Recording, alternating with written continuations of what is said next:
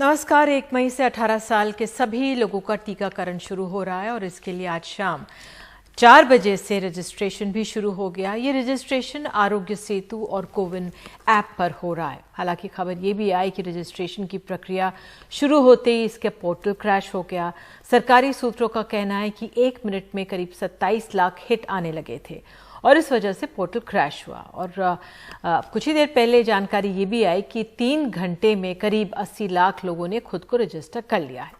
लेकिन इसी से अंदाजा लगाएं कि जब असली टीकाकरण शुरू होगा तो क्या होगा। जब 1 मिनट में 27 लाख लोग रजिस्ट्रेशन कराने की कोशिश कर रहे हैं तो टीकाकरण केंद्रों का हाल क्या होगा। कहीं ऐसा तो नहीं जैसे पोर्टल क्रैश हो गए।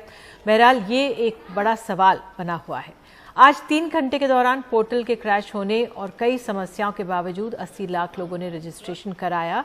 तो ये देखते हैं कि टीकाकरण के इस विराट अभियान के लिए तैयारी कितनी है। फिलहाल केंद्र सरकार का कहना है कि राज्य के पास टीके की पर्याप्त डोज है। उनके मुताबिक महाराष्ट्र के पास 5 लाख से ऊपर, उत्तर प्रदेश के पास 12 लाख से ऊपर, दिल्ली के पास 4 लाख से ऊपर, गुजरात के पास 6 लाख से ऊपर, कर्नाटक के पास 3 लाख से ऊपर, छत्तीसगढ़ के पास 3 लाख से ऊपर टीके हैं। लेकिन ये टीके कितने दिन चलेंगे ये सवाल भी है और उनके बाद क्या होगा। एनडीटीवी को मिली जानकारी के मुताबिक मुंबई के जो पुलिस कमिश्नर हैं उन्होंने अभी कुछ देर पहले बताया कि अभी हालत ये है कि 4000 टीके ही बचे हैं। तो उम्मीद करें कि 1 तारीख से पहले वहां टीके पहुंच जाएंगे। लेकिन समस्याएं और भी हैं। छत्तीसगढ़ के मुख्यमंत्री भूपेश बघेल ने प्रधानमंत्री को चिट्ठी लिखी है। उन्होंने लिखा है कि हम 3 लाख टीके रोजाना दे सकते हैं। अब तक 54 लाख टीके हम दे चुके हैं। हमने 25 लाख कोविशील्ड और 25 लाख कोवैक्सीन टीकों के ऑर्डर दिए। लेकिन बायोटेक का कहना है कि ये टीके 3 महीने बाद मिल जाएंगे। ऐसे में तो छत्तीसगढ़ में कुल टीकाकरण साल भर का समय ले लेगा। इससे कई टीकाकरण का मकसद ही फेल ना हो जाए। उन्होंने लिखा है कि टीके राज्यों को उनकी आबादी के अनुपात में दिए जाएं। सरकार बताए कि उनके पास टीकाकरण पर व्यवहारिक अमल की क्या योजना है। ये भी कि पूरे देश में टीकों का एक ही दाम होना चाहिए। दिलचस्प यह है कि आज ही कोविशील्ड के अदार पूनावाला ने सीरम इंस्टीट्यूट के जो प्रमुख हैं उन्होंने ट्वीट कर कोविशील्ड के दाम मानवीय आधार पर कम किए हैं। उन्होंने कहा है कि अब राज्यों को 400 की जगह 300 रुपये में ही टीके मिलेंगे। कुछ देर पहले ये खबर भी आई कि उनको वाई कैटेगरी की सुरक्षा दी जा रही है। बहरहाल सवाल ये है, क्या टीकाकरण की हमारी रणनीति सही है। अमेरिका ने टीका आते ही 16 पार के सभी लोगों को टीका दे दिया था, खोल दिया था। हम पहले कोरोना योद्धाओं को, फिर 60 पार के बुजुर्गों और अब 45 पार के लोगों के लिए टीके की बात कर रहे हैं। अब जाकर हमने अपनी पूरी आबादी के लिए टीकाकरण पक्का किया है। लेकिन इस प्रक्रिया में कई महीने बीत चुके हैं। हम कोरोना की दूसरी लहर की गिरफ्त में हैं। एमी वेबसाइट पे ये भी है कि हमने 95 देशों को 6 करोड़ 63 लाख से ज्यादा टीके मैत्री संदेश के तौर पर दे भी दिए हैं। और अब हम अपनी युवा आबादी को टीका देने की बात कर रहे हैं। क्या हमारी तैयारी पूरी है। टीकाकरण की राह में हमारी चुनौतियां क्या क्या है, यही आज हम समझने की कोशिश करेंगे। हमारे साथ बेहद खास मेहमान है डॉक्टर एसके सरीन, डायरेक्टर हैं ILBS के। दिल्ली में जो भी टीकाकरण का तमाम प्रोग्राम होता है डॉक्टर सरीन की उसमें मुख्य भूमिका होती है। हमारे साथ डॉक्टर अपर्णा मुखर्जी हैं, साइंटिस्ट हैं, वैज्ञानिक ICMR की। साथ ही हमारे साथ आपको बता दें डॉक्टर संदीप गोरे भी हैं, director emergency medicine Fortis hospital Mulund से। बहुत बहुत धन्यवाद आप सबका जुड़ने के लिए। धन्यवाद डॉक्टर सरीन। मेरा पहला सवाल आपसे ही है। एक बहुत अच्छी बात है कि आज हमारे 18 से ऊपर लोगों के लिए अब ये वैक्सीन की रजिस्ट्रेशन शुरू हो गई है। जाहिर तौर पे बहुत स्वागत योग्य है। और आज साइट भी जो पोर्टल था कुछ देर के लिए क्रैश हुआ। आप किस तरह से देख रहे हैं जो आज ये शुरुआत हुई है। क्या क्या चुनौतियां आपको लग रही हैं जो सामने हो सकती हैं। देखिए, पहले तो इस बात के लिए सब लोगों को बहुत खुशी होनी चाहिए कि हम लोग 18 से ऊपर सब लोगों के लिए वैक्सीन अवेलेबल करा रहे हैं। दिल्ली सरकार ने, as you must all know, कि 1.3 करोड़ के करीब डोसेजेस भी ऑर्डर कर दी हैं। इसके 3-4 इम्पॉर्टेंट पार्ट हैं जो चैलेंजेस हैं। लोग ये समझ नहीं रहे हैं। वो सोचते हैं कि वॉक इन करेंगे, हम जाएंगे, वहाँ पे हमारे को वैक्सीन मिल जाएगा, विच इज़ नॉट करेक्ट। क्योंकि 18 से 44 के लिए ऑनलाइन जो है वो ज़रूरी है। तो और एक आदमी एक टेलीफोन पे 4 तक अपने मेंबर्स घर वालों के लिए और दोस्तों के लिए रजिस्टर करा सकता है। तो मेरा फर्स्ट सजेशन एंड रिक्वेस्ट है कि आप सब ऑनलाइन रजिस्टर करा लें। दूसरा, लोग अपनी चॉइस की वैक्सीन कहाँ लग रही है, कैसे लग रही है, वो सेंटर भी चूज कर सकते हैं उनको। हालांकि कोई दोनों वैक्सीन में अंतर नहीं है, पर वहां जाके लोग जनरली पूछते हैं साहब कौन सी वैक्सीन लग रही है, वापस चले जाते हैं। तो आप अपना सेंटर, अपनी चॉइस, वो दोनों उस पोर्टल के ऊपर आप सारा रजिस्टर कर सकते हैं। तीसरा, अपना डेट टाइम स्केड्यूल कर सकते हैं। चौथा, डरे नहीं कि अगर आपका स्केड्यूल मिस हो गया तो आपको दोबारा नंबर नहीं आएगा। तो इन सारी बातों से मैं रीएश्योरेंस दिलाना चाहता हूं कि सारे लोगों को पहले दिन जाने की जरूरत नहीं है। आप प्लान करें, अपने डेज फिक्स करें। और हाँ, एक बहुत अच्छी खबर है कि आप सारे लोग वैक्सीन लगवाने के लिए तैयार रहें। लास्ट कुछ दिनों में चूंकि लॉकडाउन हुआ या और प्रॉब्लम्स आई तो नंबर्स कुछ घट गए हैं, but I think we all open up and we should all go and get our vaccines as soon as we can get it. बिल्कुल। डॉक्टर संदीप, आप मुंबई में मौजूद हैं और मुंबई में, महाराष्ट्र में वैक्सीनेशन ड्राइव बहुत अच्छी तरह से चली है। तमाम राज्य जिनके पास वैक्सीन पहुंच रही है, सब पूरी कोशिश कर रहे हैं कि वैक्सीनेट ज्यादा से ज्यादा लोगों को किया जा सके। जाहिर तौर पर आज का ये कदम स्वागत योग्य है, लेकिन इस समय क्या, क्योंकि अभी कुछ देर पहले आने से पहले जो मुंबई के कमिश्नर है वो कह रहे थे शायद कि 4000 डोजेज ही बची है मुंबई के लिए। क्या आपके सामने कंसर्न्स हैं? ये जो अभी वैक्सीन का बहुत बड़ा प्रोग्राम हमारा देश करने जा रहा है, उसमें बहुत बड़ी चुनौतियां है। और सबसे बड़ी चुनौती ये रहेगी कि उपलब्धि, वैक्सीन का उपलब्धि रहना काफ़ी ज़रूरी है। अभी हम देखते हैं कि बहुत सारे देश में या हमारे स्टेट में भी कुछ सेंटर्स वैक्सीन की उपलब्धि नहीं है, इसकी वजह से बंद है। 1 तारीख के बाद तो हम वैक्सीनेशन का लाइव एक बहुत ही अब हायर लेवल पे जाना चाहिए, लेके जा रहे हैं। इसके लिए वैक्सीन का एडिक्वेट सप्लाई करना हमारे लिए बहुत ही अहम है, और ये सप्लाई करना एक बहुत बड़ी चुनौती है। उसके बाद दूसरी चुनौती आता है कि हमारा देश बहुत बड़ा है और हम कर सकते हैं, कुछ चीज़ें कर सकते हैं, जैसे कि जैसे कि हम जब इलेक्शन में बूथ जगह जगह पर करके हम इलेक्शन कर सकते हैं, उसी तरह हमारे देश में छोटे छोटे जगह पे जाके वैक्सीन बूथ लगवा के हम वैक्सीनेशन करवा सकते हैं। लेकिन ये अभी के जो वैक्सीनेशन सेंटर्स है वो काफ़ी कम है, तो हमें जो वैक्सीनेशन सेंटर्स है वो काफ़ी मात्रा पे बढ़ाने पड़ेंगे। और ये जो वैक्सीन अवेलेबिलिटी है, ये कैसा रहता है कि अगर आज हम वैक्सीन ऑर्डर करते हैं तो वैक्सीन अगर उस कंपनी से सप्लाई होने के लिए 2 या 3 महीने लगते हैं। कोई भी वैक्सीन कंपनी ऐसे एडवांस में वैक्सीन तैयार करके नहीं रखती है, तो हमें अगला प्लान करके ही वैक्सीन के प्रायरली हमारे वैक्सीन के डोसेज बुक करना बहुत अहम है इसमें। और चौथा एक जो चैलेंज इसमें आता है कि लोगों में एक्सेप्टेंस, बहुत बार लोगों में उसके बारे में ऐसा बोला जाता है कि अरे मैंने तो मुझे ऐसे लोग पता है जिन्होंने 2 टीके लगवाए हैं और फिर भी उनको कोविड हुआ है। हाँ, हुआ है, लेकिन क्या होता है कि जो कोविड हुआ है वो बहुत ही माइल्ड फॉर्म में है। तो लोगों के मन में जो वैक्सीन के लिए जो भी आशंकाएं हैं वो हमें दूर करना बहुत ही अहम है। अगर ये 4 चैलेंजेस को अगर हम पूरी तरह से ऊपर चैलेंज विजय मिला सकते हैं तो मुझे लगता है कि हमारा वैक्सीनेशन ड्राइव सक्सेसफुल होता है। ये चैलेंजेस इजी नहीं है, इसके लिए बहुत एफर्ट लगेंगे। डॉक्टर संदीप की आपने सही कहा कि उपलब्धता होनी चाहिए और लोगों के मन से डर भी निकलना चाहिए। लेकिन अब जो हमने दूसरी वेव देखी है, लोग समझ रहे हैं, लगातार समझाने की कोशिश करें कि अगर आपके पास वैक्सीन लगा होगा तो अगर आप संक्रमित भी हो जाएं तो आपको इतनी गंभीर इन्फेक्शन नहीं होगा। डॉक्टर अपर्णा मुखर्जी, मैं आपसे मैम जानना चाहूंगी कि जो दर्शक अब तक जो लोग थे जो वैक्सीन लगाने से हिचकिचाते थे, आज 18 से ऊपर के लोगों के लिए भी खोल दिया गया है। एफिकेसी जो है या जो वैक्सीन लगाई जा रही है उसका क्या असर देखा जाता है? क्यों हम लोगों को कहें कि नहीं, आपको वैक्सीन लगाना है, इसके लिए आप रजिस्टर कीजिए?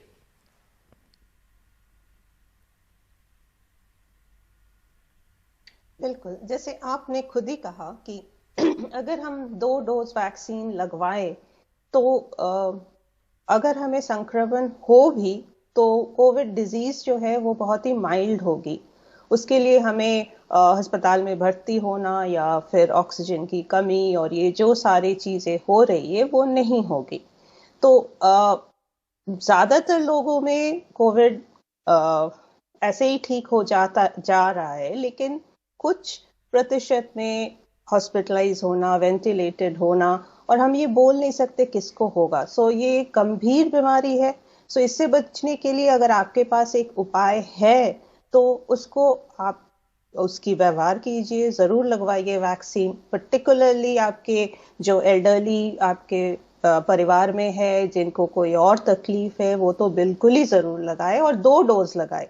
दोनों डोज लगाना ज़रूरी है। ऐसा नहीं कि एक लगा लिया और हमें लगे कि भाई ठीक है, दोनों डोज लगाना ज़रूरी है। जी डॉक्टर अपर्णा, ये तो हम जानते हैं कि ज़रूरी है, लेकिन उपलब्धता वैक्सीन की एक बहुत बड़ा सवाल है।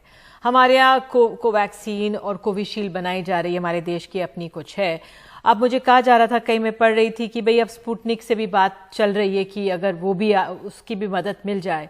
हमारे क्या जो सीरम मेकिंग ये इंस्टीट्यूट्स हैं जो वैक्सीन बनाते हैं, इन पे कितना बोझ डाला जा सकता है, या जो हमारी देश की आबादी है उसके अनुपात पे वो कितना डिलीवर कर सकते हैं, उस लिहाज से थोड़ा हमें समझाइए स्थिति को।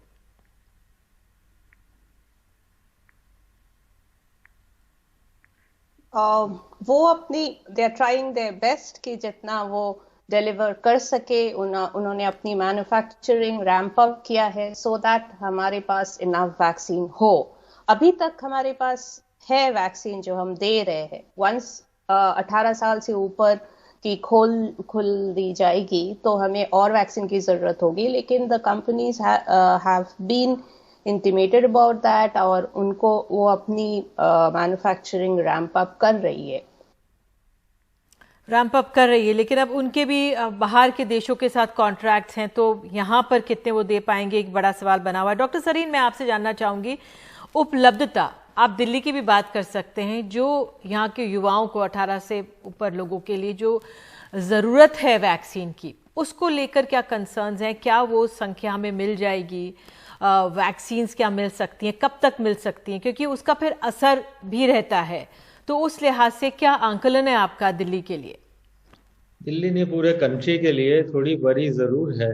वैक्सीन बनाने में 60 to 100 डेज हर बैच के लिए लगते हैं। इट इज़ नॉट इजी कि जैसे टेबलेट्स हैं आप डेली बना लीजिए, क्योंकि इसमें सारे बायोलॉजिकल कंपोनेंट्स बहुत सारे हैं।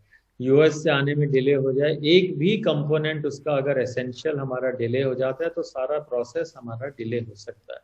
तो एक तो ये समझने की बात है। और रिच कंट्रीज जैसे अमेरिका है, यूरोप है, उन लोगों ने हर व्यक्ति के लिए 4-4, 5-5 डोजेस बुक करके रखी हुई है। भारत में शुरू में हमने करीब 0.15 डोज पर पर्सन बुक करी, तो हमारे पास शुरू में भी वैक्सीन इतनी अवेलेबल नहीं थी। अगर हम 3 मिलियन डोसेज डेली दें तो भी हम 2022 के एंड तक जाके वैक्सीनेट कर पाएंगे। तो हमें अगर अपनी स्पीड बढ़ानी है तो जो 18 साल से ऊपर हम लोगों ने अगर किया है तो हमें वैक्सीन प्रोडक्शन एंड वैक्सीनेशन करीब 20 मिलियन पर डे तक ले जाना पड़ेगा। करंट रेट को 5 से 7 गुना बढ़ाना पड़ेगा। उसके लिए हमारी वैक्सीन कैपेसिटीज अभी, जैसे कोवैक्सीन जो है करीब 5 मिलियन डोसेजेस पर मंथ बना रही है, उन्होंने कहा है कि हम 10 मिलियन और धीरे धीरे जुलाई अगस्त तक they can ramp up to even 700 million. हमारा दूसरा जो मेजर प्रोड्यूसर है सीरम इंस्टीट्यूट, उनकी भी ये कैपेसिटी जो है 60 मिलियन डोसेजेस पर मंथ में बिकम 100 मिलियन डोसेजेस पर month in a short time, but that will come by June.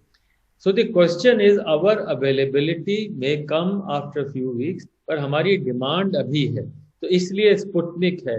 दूसरी वैक्सीन जो फॉरेन की हैं जैसे फाइजर है या मॉडर्ना है या J&J की वैक्सीन है। J&J की वैक्सीन का तो और भी फायदा है कि सिंगल डोज के बाद में, एक डोज लगाने के बाद में, उसके बाद जो इन्फेक्शंस हैं, सीवियरिटी ऑफ डिजीज है बहुत कम है। अभी 3-4 दिन पहले ही न्यू इंग्लैंड में आया। तो अगर हम ये वैक्सीन भी अवेलेबल करा दें तो ऑन दी शेल्फ जिसको जो वैक्सीन चाहिए वो मिल जाएगी। और भारत ने ये सारा अवेलेबिलिटी जहां फॉरेन की वैक्सीन है उनको भी अगर हम आने देंगे तो मुझे लगता है कि हमारा चेंज ऑफ एटीट्यूड से बहुत फर्क पड़ेगा। और दूसरी बात जो आपने कही उस हिसाब से माइंड सेट, हमें अपना माइंड सेट चेंज करना है कि हमें वैक्सीन लगानी है। This is the only solvation.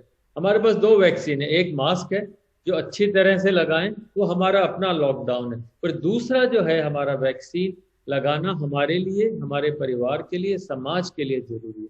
तो उसमें कोई हेसिटेंसी की जगह ही नहीं है, वो हमें लगवानी ही है जिससे कि हम बाकी लोगों को, अपने अलावा बाकी लोगों को भी बचा पाए।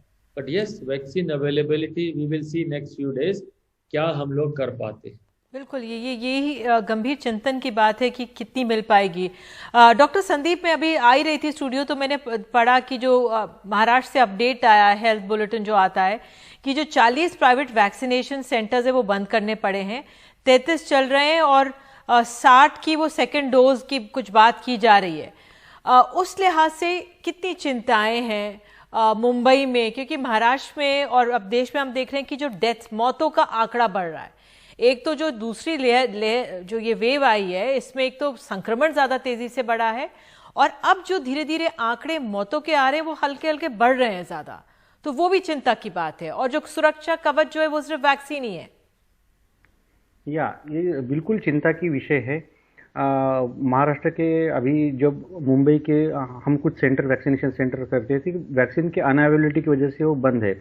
और वो उस तरह कैसा है ना कि एक कुछ स्टेट, हर स्टेट का एक कैपेसिटी है। जैसे कि महाराष्ट्र का कैपेसिटी एक दिन में 5-5.5 लाख वैक्सीनेशन वो कर सकते हैं। इसके लिए उनका कैपेसिटी का अगर हमें सही तरह से इस्तेमाल करना है तो उस तरह से डोसेस अवेलेबल होना बहुत ज़रूरी है। अगर हम डोसेस अवेलेबल नहीं करेंगे तो ये जो कैपेसिटी है, जो हम 5-5.5 लाख पर डे वैक्सीनेशन कर सकते हैं, उसका फुलेस्ट जो भी है उसका उपयोग नहीं होगा और इसका पर्पज़ नहीं सॉल्व होगा। तो जो हमारी प्रायोरिटी है कि वैक्सीन अवेलेबिलिटी, ये सबसे बड़ा चैलेंज है। अगर वो अवेलेबल होती है तो हमें विश्वास है कि हर जगह वो दिया जाए। जैसे कि अभी सरीन सर ने कहा है कि हमें बाहर के वैक्सीन भी अलाउ करने, जैसे कि Pfizer, Moderna, Sputnik, Johnson and Johnson. And cold chain maintain is not a big problem in this thing. जैसे बोला जाता है कि अरे फाइजर में -70 का कोल्ड डिग्री में हमें वो स्टोर करनी पड़ती है, लेकिन हमारे देश में हार्ट ट्रांसप्लांट तक होता है। कोल्ड चेन मेंटेन करना कोई बड़ी बात नहीं है। तो हमें ओपन रह के बाहर के देशों में हुई जो अगर कुछ वैक्सीन अगर हमें मिलती है, जितने मिल सकते हैं उतना हमें इंपोर्ट करने पड़ेंगे और उस हिसाब से हमें वो प्रोग्राम को स्ट्रेंथन करना पड़ेगा। अगर यही है, वैक्सीनेशन एक ही चीज़ है जो हम थर्ड वेव, जो हमारी सितंबर में या बाद में कभी आ सकती है, थर्ड वेव से हम खुद को प्रोटेक्ट कर सकते हैं। तो वैक्सीनेशन इज ओनली मंत्रा और हमें उसके ऊपर सोचना पड़ेगा और अवेलेबिलिटी ऑफ वैक्सीन भी इसमें काफ़ी अच्छी तरह से करनी पड़ेगी। बिल्कुल। डॉक्टर सरीन, मैं आपसे सर, एक स्ट्रैटेजी जो हमारी सरकार की रही है कि पहले हमारे स्वास्थ्य कर्मियों को वैक्सीनेट किया गया था, वो बहुत स्वागत योग्य था, बहुत ज़रूरी भी था वो। उसके बाद हमारे बुजुर्गों की बात आई और अब 18 से आगे के लिए खोला गया है। इस बीच डॉक्टर मनमोहन सिंह, जो हमारे पूर्व प्रधानमंत्री, उन्होंने एक चिट्ठी लिखी थी जब प्रधानमंत्री को, उन्होंने लिखा था कि जो रिक्शा वाले, ऑटो वाले, छोटी दुकानदार, सब्जी दूध वाले, इनको भी पहले वैक्सीनेट कर दीजिए क्योंकि ये ज़्यादा बाहर निकलते हैं।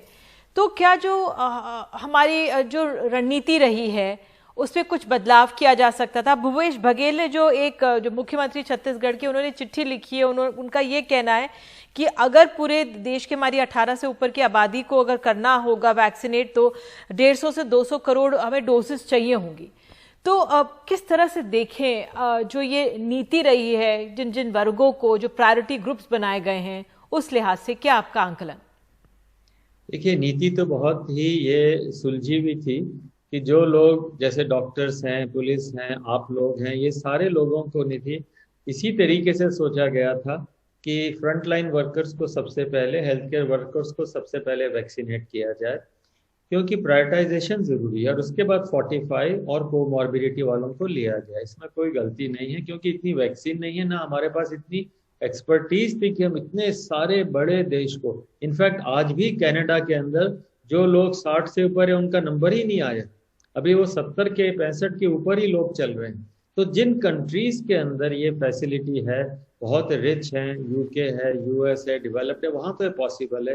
पर मुझे लगता है इंडिया के लिए जो स्ट्रेटेजीज की गई हैं वो ठीक हैं, पर ये हमें ध्यान रखना है कि जिनको फैसिलिटी थी वो गए नहीं। बहुत सारे लोगों ने एक ही डोज लगाई, डॉक्टर्स ने, नर्सेज ने, फ्रंट लाइन वालों ने सेकंड नहीं लगवाई, गए नहीं लगवाने के लिए, उन सबको माफ नहीं किया जा सकता। उनको लगवानी चाहिए थी और अभी भी अगर कोई अपॉर्चुनिटी है तो जरूर लगानी। पर मैं 2 बातें और वैक्सीन के बारे में कहना चाहूंगा। स्लो वैक्सीनेशन से बहुत प्रॉब्लम है।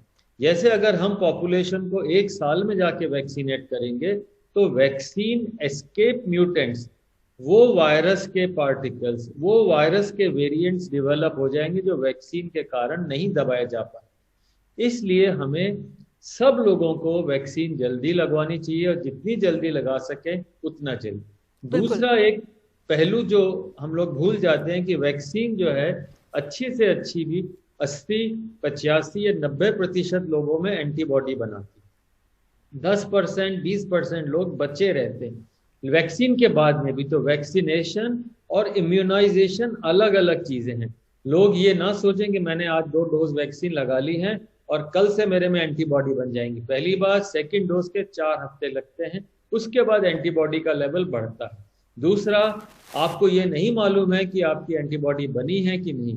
तो मेरा विचार है क्लियरली, जिन लोगों को वैक्सीन लग गई है 2 डोज, वो भी इस पूरे साल में मास्क लगाएं, वो उतारे ना, नहीं तो हो सकता है सेकेंड इन्फेक्शन, थर्ड इन्फेक्शन हो जाए। उनमें एंटीबॉडी नहीं बनी, वैक्सीन की गलती नहीं है। हर आदमी की वैक्सीन लगने के बाद प्रक्रिया क्या होगी, कितने उनकी क्षमता है इम्यूनिटी, वो नहीं मालूम है, इसलिए आप उससे ना भूले नहीं।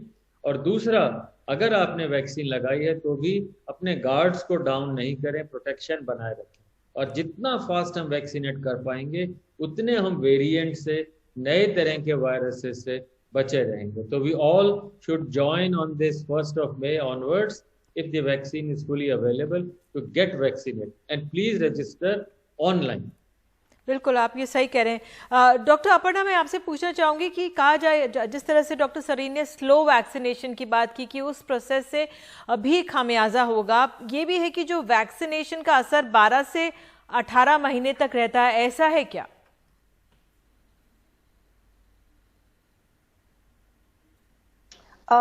ये अभी हमें पता नहीं है, बिकॉज ये नया डिजीज है, वैक्सीन अभी इस साल से ही लग रही है।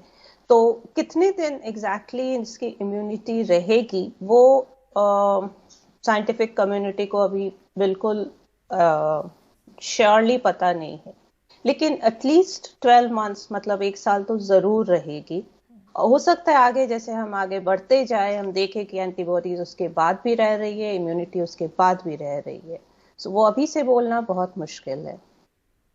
बिल्कुल, आपने कहा अभी से बोलना मुश्किल है, लेकिन जैसे डॉक्टर सरीन ने कहा है जी, ठीक है। डॉक्टर संदीप, कंक्लूडिंग रिमार्क्स, क्या आप कहना चाहेंगे इस समय लोगों से? वैक्सीनेशन तो कराना भी है, लेकिन ये उपलब्ध हो तो सरकार से, आप केंद्र सरकार से क्या कहना चाहेंगे? मैं केंद्र सरकार से अपील करना चाहता हूं कि हर कोई एफर्ट्स वो ले ले एंड वैक्सीन हर सेंटर पे, हर स्टेट में एडेक्वेट अवेलेबल हो जाए। क्योंकि अगर वैक्सीन अवेलेबल नहीं होता है और हम अगर टीकाकरण अगर अगले 1-2 महीने में मैक्सिमम टीकाकरण नहीं करते हैं तो हमें थर्ड वेव का मुकाबला करना पड़ सकता है। थर्ड वेव तो आएगी अगर हम वैक्सीनेशन लेते हैं, मैक्सिमम वैक्सीनेशन करते हैं, तो ये हम थर्ड वेव प्रिवेंट कर सकते हैं। इसलिए मेरी अपील है केंद्र सरकार से कि वो लोकल हमारी जो कंपनी वैक्सीन से, कोवैक्सीन या कोविशील्ड, इनका भी प्रोडक्शन बढ़ाए और बाहर की जो विदेश की जो वैक्सीन है हो सके, जितनी हो सके, हर एक कंट्री के जितने भी वैक्सीनेशन हैं वो यहाँ इंपोर्ट करवा दे और जो लोग वो वैक्सीन लेना चाहते हैं उनके लिए उपलब्ध करे। और मेरी लोगों से भी ये अपील है कि वो वैक्सीन अगर जब लेते हैं, वैक्सीन मतलब उनको पूरा प्रोटेक्शन नहीं है, वैक्सीन लेने के बाद भी वैक्सीन उनको एक शील्ड की तरह है, लेकिन वैक्सीन के बाद भी उनको फेस मास्क पहनना, सोशल डिस्टेंसिंग रखना, ये अगले 1 या 2 साल तक उनको ये कंटिन्यू करना है। क्योंकि वैक्सीन मतलब 100% प्रोटेक्शन नहीं है। ये दोनों की अगर हम सही बात आपने कही, लेकिन आपने थर्ड वेव का जो जिक्र किया, डॉक्टर सरीन, कंक्लूडिंग रिमार्क्स आपसे सर। अभी हम सेकेंड वेव को जूझ ही नहीं पा रहे हैं, हर तरफ से हाहाकार मचा हुआ है, हर तरफ से बेड्स, दवाई, ऑक्सीजन, तमाम सवाल हम सबके सामने। थर्ड वेव से कैसे मुकाबला करेंगे, उसके लिए शायद अभी से स्ट्रैटेजी, तो आप क्या कहना चाहेंगे सरकारों को? पहला एक और बात कि वैक्सीन की वेस्टेज नहीं होने दें, बहुत प्रेशस है, ध्यान रखें हर तरीके से। दूसरा, वैक्सीन लगवाने के बाद में ये ध्यान रखें कि साइड इफेक्ट्स थोड़े बहुत हों तो डरे नहीं, और बहुत minimal side effect. Third wave के लिए ये थर्ड कहें, दिल्ली में हम लोग कहेंगे शायद फोर्थ वेव होगी, पर ये एक वायरस का नेचुरल फॉर्म है, आना जाना इसका लगा रहेगा। तो ये पेंडेमिक एंडेमिक में कन्वर्ट हो जाएगा। हो सकता है कई साल तक हमें इसके साथ फाइट करना पड़े। हमें हर स्ट्रेटेजी, चाहे ऑक्सीजन हो, क्योंकि ये लेयर्स ऑफ लेयर्स हैं, हमें वायरस की इंजरी को मिटिगेट करने के लिए बहुत लेवल पे कंटिन्यूअसली प्रयास करना पड़ेगा। हर एक का साथ चाहिए इसमें। स्कूल, कॉलेजेस, उनके बच्चों को और बड़ों को, छोटे बच्चों में भी इन्फेक्शन हो रहा है, उन सबको बचाना। यहाँ पे अभी वैक्सीन अवेलेबल नहीं हुई है, अप्रूव नहीं हुई है, उन सबको बचाना। प्रेग्नेंट लेडीज को, कैंसर पेशेंट्स को, लिवर पेशेंट्स को, जो नॉन कोविड पेशेंट्स है, उन सबको बचाना भी जरूरी है। तो मैं सोच रहा हूँ थर्ड वेव के लिए एक नेशनल पॉलिसी बहुत अच्छी बने, जिसमें हर एरिया के अंदर हम लोग पिन पॉइंट करके हम क्या क्या करें, अगर आ जाए, अगर हो ये तो क्या होगा। आई थिंक ये एक बहुत जरूरी है। सेकेंड वेव ने हमें ये सिखाया है और मैं चाहूंगा अभी और लोगों से कि भयभीत ना हो। This will also pass away with our strength, with understanding, and I do hope and pray God is kind to India. Absolutely sir.